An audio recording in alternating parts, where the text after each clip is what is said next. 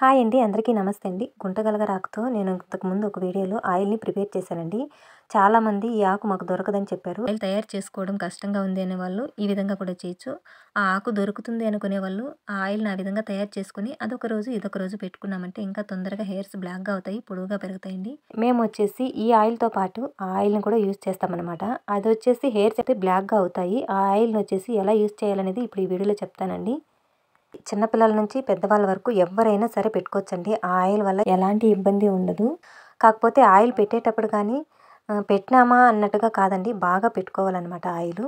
అలా పెడితేనే మనకు తొందరగా బ్లాక్‌గా అవుతాయండి హెయిర్స్ అనేది. అంటే పెట్టిన కొద్ది రోజులకే హెయిర్స్ అనేది బ్లాక్‌గా వచ్చేయాలంటే రావండి. పిల్లలకైతే చిన్నప్పటి నుంచి పెట్టారంటే బాలనేరపు అనేదే రాదండి.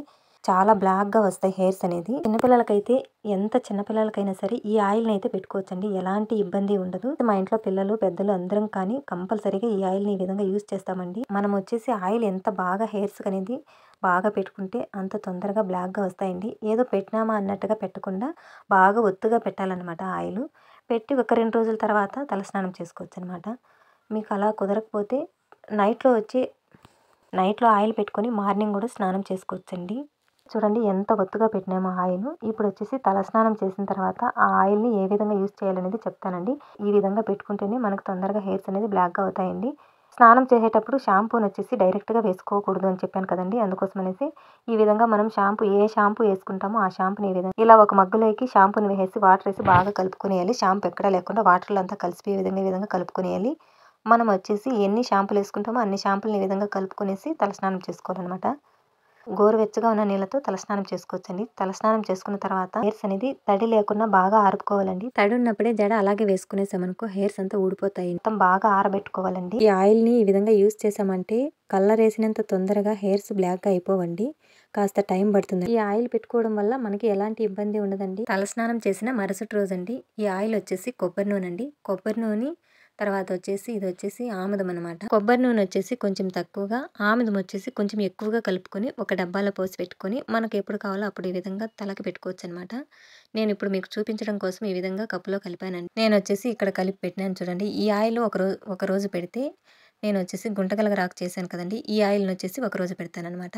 మనం వచ్చేసి బాగా ఒత్తుగా పెడితేనేనండి మనకి హెయిర్స్ అనేది బ్లాక్‌గా తొందరగా రావడం కోసం ఏదో పెట్టినామా అన్నట్టు కాకుండా బాగా ఒత్తుగా పెట్టాలన్నమాట ఆయిలు. అప్పుడే మనకు తొందరగా హెయిర్స్ బ్లాక్‌గా వస్తాయండి. ఇప్పుడు చూడండి నేనొచ్చేసి ఎంత ఒత్తుగా పెడుతున్నానో. ఈ విధంగా హెయిర్స్ అంతా ఇలా తీసుకుంటూ ఆయిల్ అనేది బాగా అప్లై చేసుకోవాలండి. మొత్తం ఆయిల్ అంతా ఈ విధంగా పెట్టేసిన తర్వాత కింద ఉన్న ఎంటికలకి గాని బాగా ఆయిల్ పెట్టాలండి. ఈ విధంగా పెట్టేసిన తర్వాత మనం పెట్టిన వెంటనే తల దువ్వకూడదండి. ఆయిల్ పెట్టినాక కొద్దిసేపు మొత్తం హెయిర్స్ అంతా గాని ఇలా ముడివేసేసి క్లిప్ పెట్టుకోవాలనమాట. హెయిర్స్ అంతా బాగా ఇంకిన తర్వాత మనం తల దూకోవాలనమాట. ఈ కాయిల్ ద్వారా ఆ నూనెని తీస్తారనమాట. ఈ కాయిల్లోంచి గింజల్ని సెపరేట్ చేసుకొని మనకి ఈ కాయిల్ ఎక్కువగా దొరికితే గింజలు సెపరేట్ చేసుకొని మిల్లులో ఆడించుకొచ్చుకోవచ్చండి. అది ఇంకా బావుంటుంది ఆయిలు.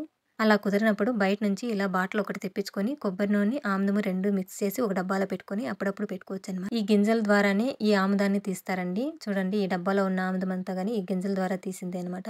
మనకి ఈ డబ్బా వద్దు అనుకుంటే ఇలా గింజలు తెప్పించి మనం మిల్లులో ఆడించుకొచ్చుకోవచ్చనమాట. నేనిప్పుడు ఒక గింజను పగలగొట్టి ఆ గింజ లోపల ఆయిల్ అనేది ఎలా ఉందనేది చూపిస్తానండి. చూడండి ఈ విధంగా పగలగొట్టిన తర్వాత గింజని ఇలా నలిపినామంటే మన చేతికంతా గాని ఆయిల్ అనేది మెతుకుంటుంది. గింజలోంచి ఆయిల్ అనేది ఏ విధంగా వచ్చిందో. గుంటగలగరాకు దొరకదు, ఆయిల్ తయారు చేసుకోవడం కష్టంగా ఉంది అనేవాళ్ళు ఈ విధంగా కూడా చేయొచ్చు. ఆ ఆకు దొరుకుతుంది అనుకునే వాళ్ళు ఆ ఆయిల్‌ని ఆ విధంగా తయారు చేసుకొని అదొక రోజు, ఇదొక రోజు పెట్టుకున్నామంటే ఇంకా తొందరగా హెయిర్స్ బ్లాక్‌గా అవుతాయి, పొడవుగా పెరుగుతాయండి. ఈ విధంగా రోజు మార్చి రోజు ఆ ఆయిల్ ఒకరోజైతే ఈ ఆయిల్ ఒకరోజు పెట్టుకోవడం వల్ల ఎలాంటి ఇబ్బంది ఉండదండి. Okay friends. Thank you for watching.